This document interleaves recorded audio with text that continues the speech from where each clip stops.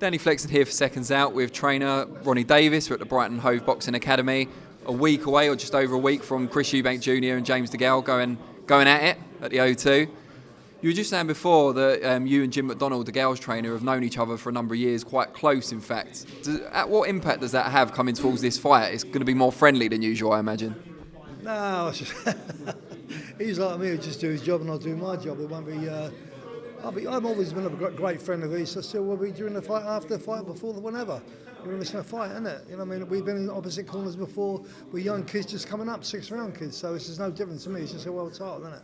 We spoke to him yesterday and he was talking about Nate coming in and he said, Ronnie's a great trainer. I think Eubank should have just stuck with Ronnie on his own. What do you make of that? Is it kind of mind games before the fight? I don't know, maybe it is, I don't know. I mean, I work with Nate. I mean, he hadn't completely taken over. I mean, I don't know why all this thing about a new trainer. I'm still there, I still give advice, always have done from day one. When he says he's never had a trainer, I don't know what I've been doing there 7 days a week with him.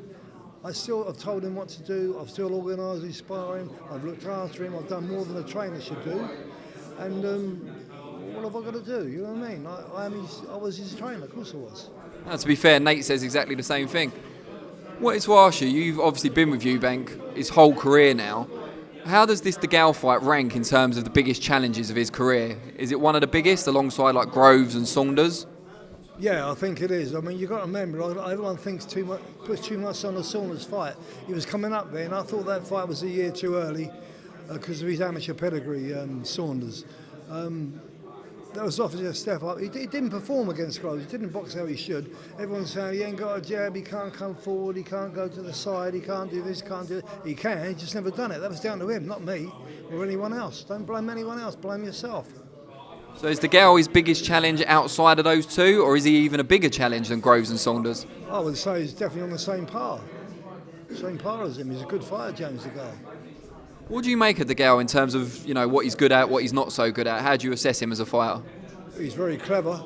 I mean, you don't win what he's done.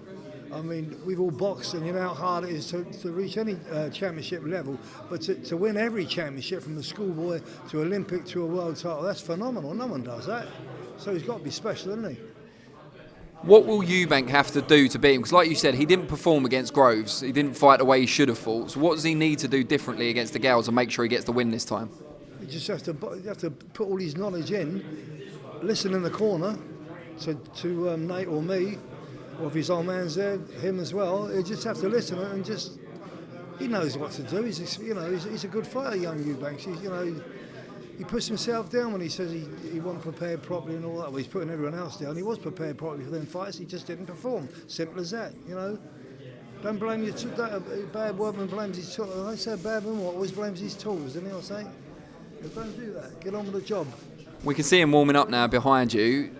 He's obviously got a special talent. Have you been slightly disappointed that he's yet to fulfil his potential? No, not really, because it's still there. I think it's still there, right? He boxed badly against Groves. But everyone's, I don't get this belt. He has one bad fight and everyone's writing them off. They do now, don't they? One bad fight, always written off. He'll never be the same again, or he's got to retire. That's rubbish. If he does beat DeGale, how much will it mean to you personally? Because you've been talking about how great he is for so many years. It will finally prove that you were right to the rest of the world. Yeah, if he brings it back out, if he can bring it back out, he hasn't been. He didn't against Groves, but he did in all these other fights. I mean, when he went out to Germany, beat the Turk. No one moaned about him then, did they? No one blamed the sparring. No one blamed anyone else. No one blamed me. He boxed brilliantly.